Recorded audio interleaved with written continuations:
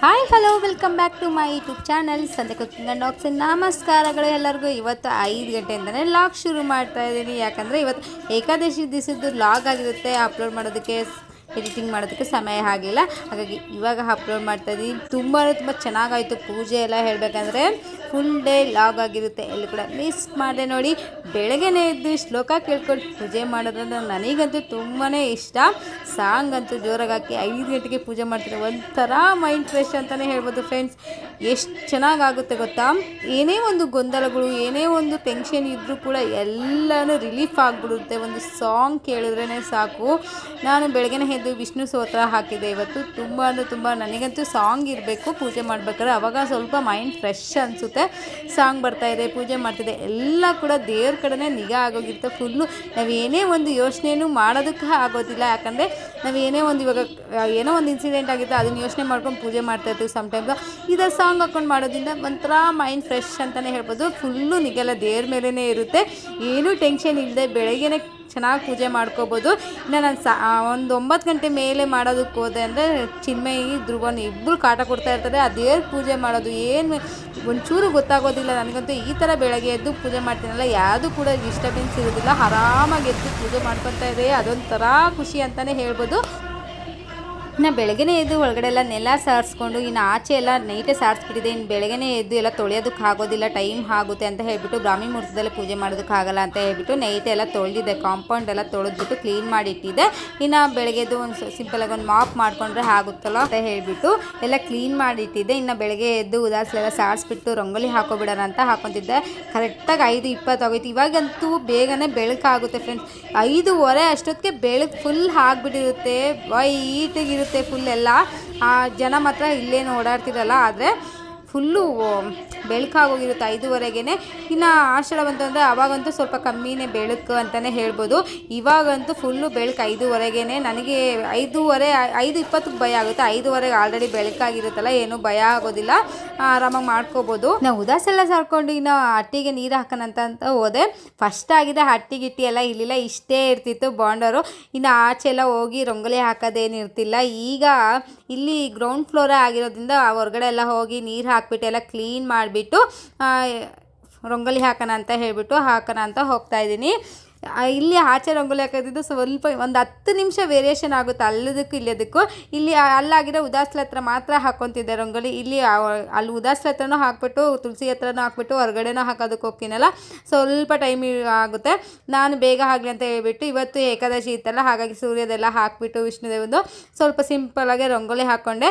ಯಾಕಂದರೆ ಬೇಗನೆ ಹಾಕಬೇಕಿತ್ತು, ಇನ್ನು 5 ವರ್ಷದ ಪೂಜೆ ಮುಗಿಸ್ಬೇಕಿತ್ತು ಅಂತ ಹೇಳಿಬಿಟ್ಟು ಬೇಗ ರಂಗೋಲಿ ಹಾಕ್ಕೊತಾ ಇದ್ದೀನಿ. ನನಗೆ ಈ ಬಾರ್ಡರೆಲ್ಲ ಹಾಕ್ಬೇಕಾದ್ರೆ ಸ್ವಲ್ಪ ಕನ್ಫ್ಯೂಸ್ ಆಗುತ್ತೆ, ಯಾವ್ದು ಹಾಕ್ಬೇಕಪ್ಪ ಅಂತ ಯೋಚನೆ ಬರ್ತಾ ಇರುತ್ತೆ. ನೈಟು ಸೇವ್ ಮಾಡಿ ಇಟ್ಕೊಂಡಿರ್ತೀನಿ ಮೊಬೈಲು. ಆ ಮೊಬೈಲ್ ಇಟ್ಕೊಂಡು ಹಾಕೋಷ್ಟು ಟೈಮ್ ಇರೋದಿಲ್ಲ.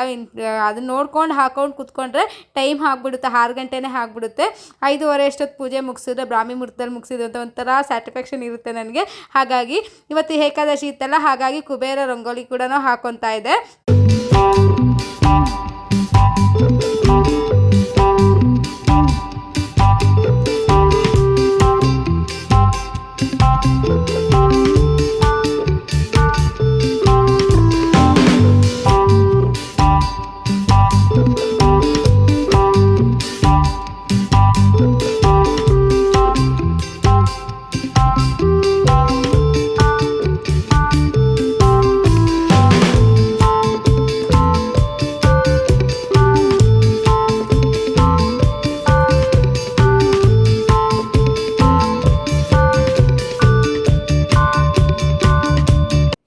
ಏನು ಗೊತ್ತಾ ಫ್ರೆಂಡ್ಸ್, ನಾನಂತೂ ಹೂವುಗಳು ಇಡಬೇಕಾದ್ರೆ ಈ ಥರ ಎಲ್ಲ ಕಲರ್ಸ್ ಹೂವು ಇದ್ದಾಗ ಇನ್ನು ಎಲ್ಲ ದೇವ್ರಿಗೂ ಆ ದೇವ್ರಿಗೆ ಯಾವ್ಯಾವ ಕಲರ್ ಇಷ್ಟ ಅಂತ ಹೂವು ಅಂತ ಎಲ್ಲ ತಿಳ್ಕೊಂಡು ಇನ್ನು ಅದೇ ಕಲರ್ ಇರೋದಕ್ಕೆ ಆದಷ್ಟು ಟ್ರೈ ಮಾಡ್ತೀನಿ. ಇನ್ನು ಸುಬ್ರಹ್ಮಣ್ಯ ಸ್ವಾಮಿಗೆ ಬಿಳಿ ಹೂವು ಅಂದರೆ ತುಂಬಾ ಇಷ್ಟ, ಹಾಗಾಗಿ ವೈಟ್ ಹೂವು ಇಡ್ತಾಯಿದ್ದೀನಿ.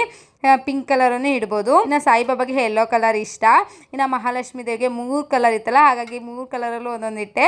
ಇನ್ನು ಕಳ್ಸಕ್ಕೆಲ್ಲ ಬಿಳಿ ಹೂವು ಕೆಂಪು 2 ಮಿಕ್ಸ್ ಮಾಡಿಬಿಟ್ಟು ಎಲ್ಲ ಫೋಟೋಗೆ ಇಟ್ಕೊಂಡು ರಾಘವೇಂದ್ರ ಸ್ವಾಮಿ ಸ್ವಾಮಿಗೆ ಮಾತ್ರ ಲಾಸ್ಟಲ್ಲಿ ಇಡ್ತಾ ಇದ್ದೀನಿ. ಇವತ್ತು ಏಕಾದಶಿ ಇತ್ತಲ್ಲ, ಹಾಗಾಗಿ ಎಲ್ಲ ಕಲರ್ ಹೂವನ್ನು ಇಡೋಂಗಿಲ್ಲ. ಹಾಗಾಗಿ ತುಳಸಿ ದಳಗಳು ಮಾತ್ರನೇ ಇಡಬೇಕಾಗುತ್ತೆ ಏಕಾದಶಿ ದಿವಸ. ಇನ್ನು ಅಭಿಷೇಕ ಎಲ್ಲ ಮಾಡ್ಕೊಂಡಿದ್ದೆಲ್ಲ ಆಯಿತು ರಾಯರಿಗೆ, ವಿಗ್ರಹಕ್ಕೆ.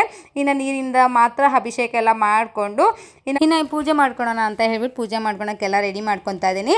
ಇವತ್ತು ಏಕಾದಶಿ ಇತ್ತಲ್ಲ, ಹಾಗಾಗಿ ವೆಂಕಟರಮಣ ಸ್ವಾಮಿಗೆ 2 ಅಕ್ಕಿ ಹಿಟ್ಟಿನ ದೀಪ ಆರಾಧನೆ ಮಾಡೋಣ ಅಂತ ಹೇಳ್ಬಿಟ್ಟು ಅದನ್ನು ಕೂಡ ಮಾಡ್ಕೊಂಡಿದ್ದೆ. ಇನ್ನು ರಾಘವೇಂದ್ರ ಸ್ವಾಮಿಗೆ ತುಪ್ಪದ ದೀಪ ಆರಾಧನೆ ಮಾಡೋಣ ಅಂತ ಹೇಳ್ಬಿಟ್ಟು ಎಲ್ಲ ಹಚ್ಕೊತಾ ಇದ್ದೀನಿ. ನನಗಂತೂ ಪೂಜೆ ಮಾಡ್ಬೇಕಾದ್ರೆ ಯಾರು ಡಿಸ್ಟರ್ಬ್ ಇರೋದಿಲ್ಲ. ಇಷ್ಟೊತ್ತಲ್ಲಿ ಮಾಡಿದ್ದೀನಿ ಅಂದರೆ ಇನ್ನು ಸಾಯಂಕಾಲ ಇನ್ನೊಂದು 8 ಗಂಟೆ ಮೇಲೆ ಮಾಡಿದ್ದೀನಿ ಅಂದರೆ ಕಿರಿಕಿರಿ, ಒಂಚೂರು ನೆಮ್ಮದಿನೇ ಇರಲ್ಲ ಪೂಜೆ ಮಾಡೋದಕ್ಕೂ ಅನಿಸ್ಬಿಡುತ್ತೆ. ನನಗೆ ಏನಂದರೆ ಪೂಜೆ ಮಾಡ್ಬೇಕಾದ್ರೆ ನಾನು ದೇವರು ಅಷ್ಟೇ ಇರಬೇಕು. ಸಮ್ಟೈಮ್ಸ್ ಏನಾಗ್ಬಿಡುತ್ತೆ ಅಂದರೆ ಧ್ರುವನು ಚಿನ್ಮಯ ಎದ್ದಾಗಂತೂ ನಾನು ಪೂಜೆ ಮಾಡೋಕ್ಕೆ ಹೋಗಿದ್ದೀನಿ ಅಂದರೆ ಅವ್ರ ಹತ್ರ ಮಾತಾಡ್ಕೊಂಡೇ ಪೂಜೆ ಮಾಡೋದು ಆಗಿಬಿಡುತ್ತೆ. ನಾನು ಪೂಜೆ ಮಾಡ್ತಾಯಿದ್ದೀನೋ ಅವ್ರ ಹತ್ರ ಮಾತಾಡ್ತಿದ್ದೀನೋ ಒಂದು ಗೊತ್ತಾಗಲ್ಲ. ಒಟ್ನಾಗ ಬೆಳಗ್ಬಿಟ್ಟು ಹೋಗಿ ಅಲ್ಲಿಗ್ತೀನಿ, ಆ ಥರ ಫೀಲ್ ಬಂದುಬಿಡುತ್ತೆ.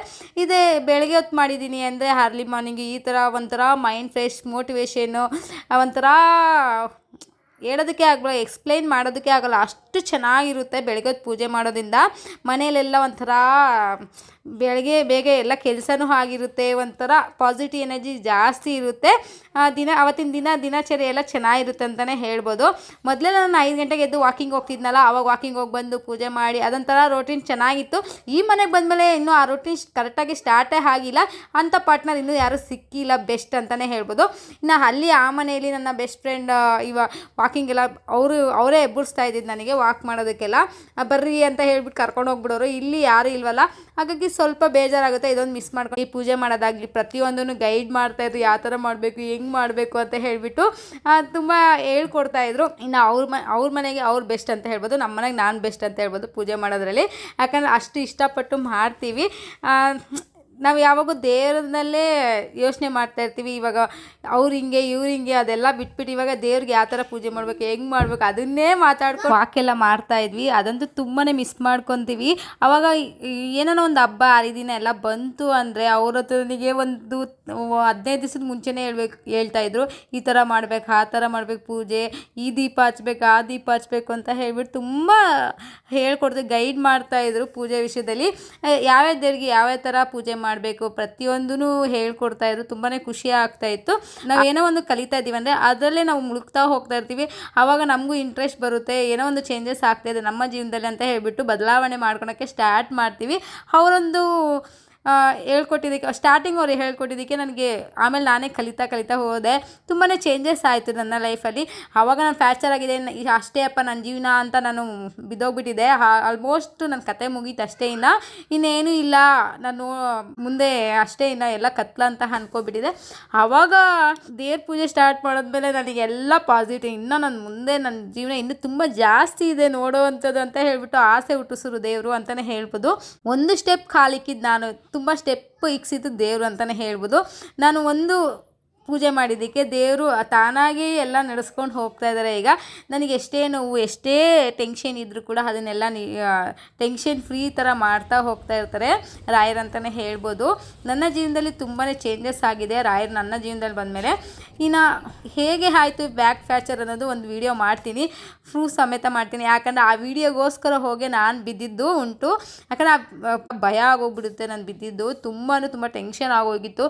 ಇನ್ನು ಬ್ಯಾಕ್ ಮೂಳೆ ಮುರ್ಕೊಂಡ್ಮೇಲಂತೂ ನಿಜ ಫಸ್ಟೇ ಸಣ್ಣಗಿದ್ದೀನಲ್ವ, ಡೈರೆಕ್ಟ್ ಹೋಗಿ ಮೂಳೆಗೆ ತಾಕ್ಬಿಟ್ಟಿರೋದು, ಬಿರುಕು ಬಿಟ್ಬಿಟ್ಟಿತ್ತು. ತುಂಬಾ ನೋವು ಅದಂತೂ ಈಗಲೂ ಇದೆ, ಇಲ್ಲ ಅಂತ ಹೇಳೋದಕ್ಕಾಗಲ್ಲ. ಅಂದರೆ ತುಂಬ ಕೆಲಸ ಮಾಡಿದಾಗ ಮಾತ್ರ ಆ ನೋವು ಕಾಣಿಸ್ಕೊಳುತ್ತೆ. ತುಂಬ ವರ್ಕ್ ಮಾಡಿದ್ದೀನಿ ಅಂದರೆ, ತುಂಬ ಕುತ್ಕೊಂಡೆಲ್ಲ ಇದು ಮಾಡಿದ್ದೀನಿ ಅಂದರೆ ಬೆನ್ನು ನೋವು ಕಾಣಿಸುತ್ತೆ.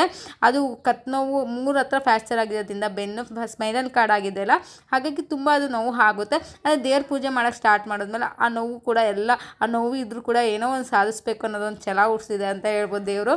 ಆ ನೋವು ಕೂಡ ರೆಡ್ಯೂಸ್ ಆಗ್ತಾ ಹೋಗ್ತಾ ಇದೆ. ಸದ್ಯದಲ್ಲೇ ವಿಡಿಯೋನ ಶೇರ್ ಮಾಡ್ತೀನಿ. ತುಂಬ ಜನ ಕೇಳ್ತಾಯಿದ್ರು ಹೇಗಾಯ್ತು ಫ್ಯಾಕ್ಚರು, ಏನು ಎತ್ತ ಅಂತ ತುಂಬ ಜನ ಕೇಳ್ತಾಯಿದ್ರು, ಹೆಂಗೆ ಮಾಡಿಕೊಂಡೆ ನೀನು ಅಂತ ಹೇಳಿಬಿಟ್ಟು. ಹಾಗಾಗಿ ಯೂಟ್ಯೂಬಲ್ಲಿ ಕೂಡ ಅಪ್ಲೋಡ್ ಮಾಡ್ತೀನಿ ಆ ವಿಡಿಯೋ ಸದ್ಯದಲ್ಲಿ ಹೇಗಾಯಿತು ಏನು ಅಂತ ಹೇಳಿಬಿಟ್ಟು, ಎಲ್ಲಿಗೆ ಹೋಗಿದ್ವಿ ಅಂತ ಹೇಳಿಬಿಟ್ಟು ಸದ್ಯದಲ್ಲೇ ಶೇರ್ ಮಾಡ್ತೀನಿ. ಇನ್ನು ಧ್ರುವನ್ಗೆ ವ್ಯಾನಿಗೆ ಬಿಟ್ಟು ತಿಂಗೆಲ್ಲ ಮಾಡ್ಕೊಂಡ. ಇನ್ನು ನಾನು ಕೂಡ ದೇವಸ್ಥಾನಕ್ಕೆ ಹೋಗೋಣ ಅಂತ ಹೇಳ್ಬಿಟ್ಟು ಹಾಗೆ ನಾನು ನಮ್ಮ ಮನೆಯವರು ಹೋಗ್ತಾ ಇದ್ದೀವಿ. ಇನ್ನು ಅವರು ಡೈರೆಕ್ಟ್ ಕಂಪ್ನಿಗೆ ಹೋಗ್ತಾರೆ.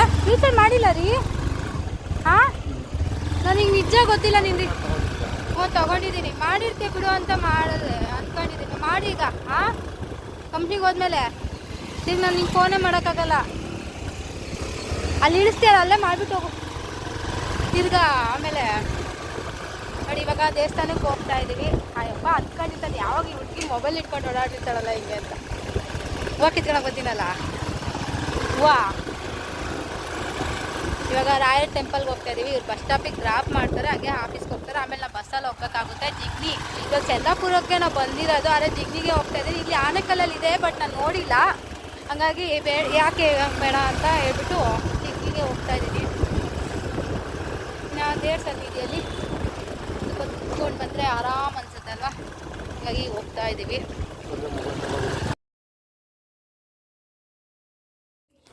ನನ್ನ ಮನೆಯವರು ಚಂದಾಪುರ ಬಸ್ ಸ್ಟಾಪಲ್ಲಿ ಬಿಟ್ಬಿಟ್ಟು ಹೋದರು. ಅವರು ಕೂಡ ಆಫೀಸ್ ಟೈಮ್ ಆಗಿದೆ ಅಂತ ಹೇಳಿಬಿಟ್ಟು ಇನ್ನು ನಾವು ಚಂದಾಪುರದಿಂದ ಜಿಗ್ನಿ ಕರ್ಕೊಂಡು ಹೋಗ್ತಾ ಇದ್ದೀವಿ. ರಾಘವೇಂದ್ರ ಸ್ವಾಮಿ ಟೆಂಪಲ್ಗೆ ರೀಚ್ ಆದ್ವಿ ಫೈನಲಿ. ಕಾಲೆಲ್ಲ ತೊಳ್ಕೊತವನೆ ಚಿನ್ಮಯಿ. ಇನ್ನು ರಾಯ ಟೆಂಪಲ್ಗೆ ಹೋದಾಗ ಒಬ್ಬರು ಕೂಡ ಇರಲಿಲ್ಲ. ಇನ್ನು ಪುರೋಹಿತರೆಲ್ಲ ಕ್ಲೀನ್ ಮಾಡ್ಕೊತಾ ಇದ್ರು. ಇವತ್ತು ಏಕಾದಶಿ ಇತ್ತಲ್ಲ ಹೋಗಿದ್ದೆ ನಾನು. ನನಗೆ ಗೊತ್ತಿರಲಿಲ್ಲ ಏಕಾದಶಿ ದಿವಸ ಪೂಜೆ ಎಲ್ಲ ನಡೆಯಲ್ಲ ಅಂತ ಹೇಳಿಬಿಟ್ಟು. ಇನ್ನು ಅಭಿಷೇಕ ಎಲ್ಲ ಮಾಡಲ್ಲ ಅಂತ ಗೊತ್ತಿತ್ತು. ಇನ್ನು ಮಂಗಳಾರತಿ ಎಲ್ಲ ನಾರ್ಮಲಾಗಿ ಪೂಜೆ ಇರುತ್ತೆ ಅಂತ ಹೇಳಿಬಿಟ್ಟು ಹೋದೆ ನಾನು. ಆದರೆ ಇವತ್ತು ಯಾವುದೇ ರೀತಿ ಪೂಜೆ ಆಗಲಿ ಏನೂ ಇಲ್ಲ. ಬೆಳಿಗ್ಗೆನೇ ಒಂದು 7 ಗಂಟೆ ಅಷ್ಟೊತ್ತು ಪೂಜೆ ಮುಗಿಸ್ಬಿಟ್ಟಿದ್ದಾರೆ.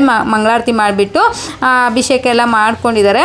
ನೀರಿನಿಂದ ಅಭಿಷೇಕ ಮಾಡಿಬಿಟ್ಟು ಇವಾಗ ನಮ್ಮ ಮನೇಲಿ ಯಾವ ಥರ ಮಾಡ್ತೀವೋ ಅದೇ ಥರನೇ ಮಾಡಿರೋದು.